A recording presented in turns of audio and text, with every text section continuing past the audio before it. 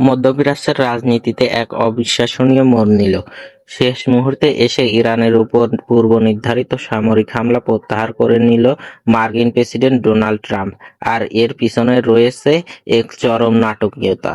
জানা গেছে খোদ সৌদি আরব ও সংযুক্ত আরব আমিরাতের অনুরোধে এই যাত্রায় যুদ্ধ এড়ানো সম্ভব হয়েছে ওয়াশিংটনের। কেন সুর নরম করল রিয়াদ ও আবুধাবি?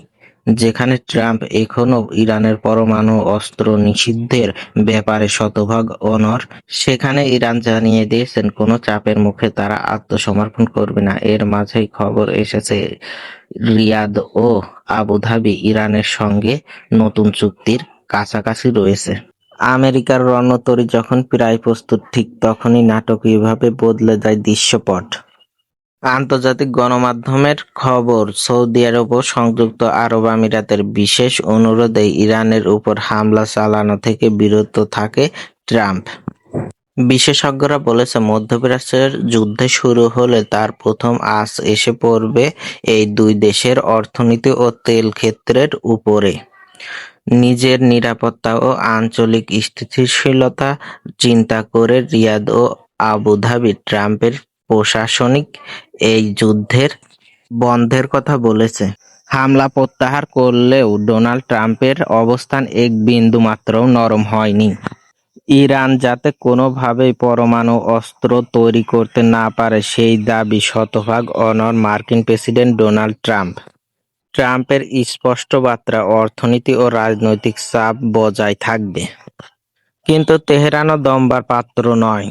ওয়াশিংটনের এই চরম চাপের মুখেও ইরান স্পষ্ট জানিয়ে দিয়েছেন, তারা কোনো অবস্থায় আমেরিকার কাছে আত্মসমর্পণ করবে না। নিজেদের সার্বভৌমত্ব ও অধিকার রক্ষার যেকোনো পরিস্থিতির মোকাবেলা করার প্রস্তুত রয়েছে ইরান।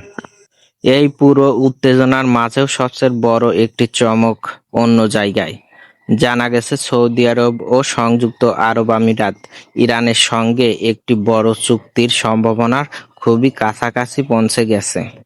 আঞ্চলিক নিরাপত্তা, অর্থনৈতিক সহযোগিতার কিংবা ইরানের সাথে সরাসরি উত্তেজনা কমানোর লক্ষ্যে পর্দার আড়ালে তৈরি হয়েছে এই ঐতিহাসিক চুক্তি। এই চুক্তি যদি সফল হয়, তবে মধ্যপ্রাচ্যের পুরো ভূ-রাজনীতির চরিত্র বদলে যেতে পারে।